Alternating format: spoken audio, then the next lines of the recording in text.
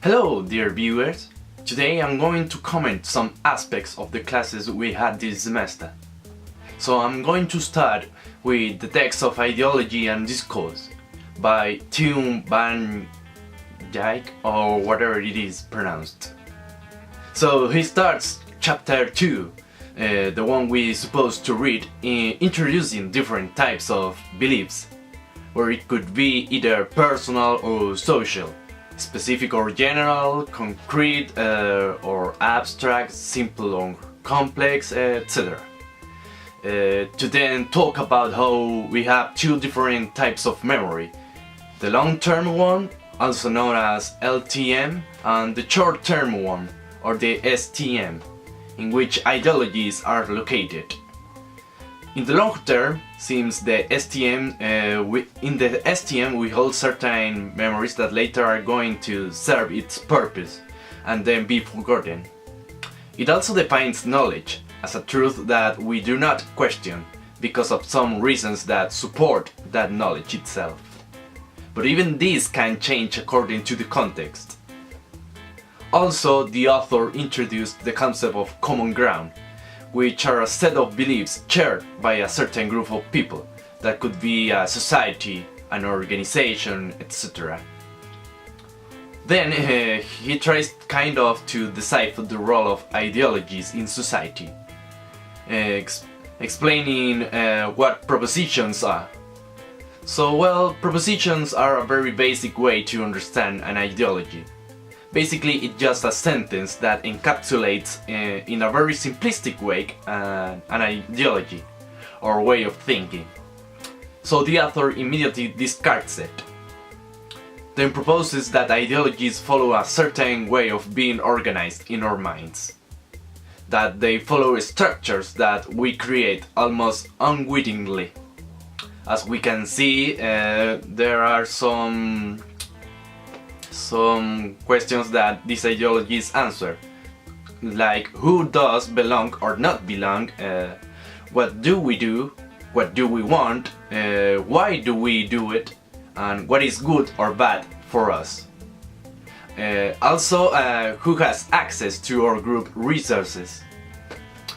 Also, it mentions how we identify as a foreigner, so to speak, to anyone that doesn't share belief or ideology, and how we manifest these ideas throughout discourse. In the text is mentioned also how our knowledge can be influenced by ideology, but without blurring the boundaries, because if we consider the terms knowledge and ideology as the same, there will not be any reason to exist for neither of them. And that knowledge is true, again, according to its context, and how ideology and knowledge can change throughout time and societies. He also mentions mental models that are... mental models are image, so to speak, to or are the image, so to speak, to our beliefs, which are influenced by our previous experiences, our ideology, etc. And they help us to create a complete structure about an event, for example, in which our short memory get involved, getting different details of the event, which could also lead to a conflict, when some beliefs or even our own characteristics, experiences, or the society or people that surround us collide and make us question our models. These models are later brought to a discourse where we can leave our some obvious assumptions outside if we share a common ground to express what we think and feel, or to adapt them to a certain context.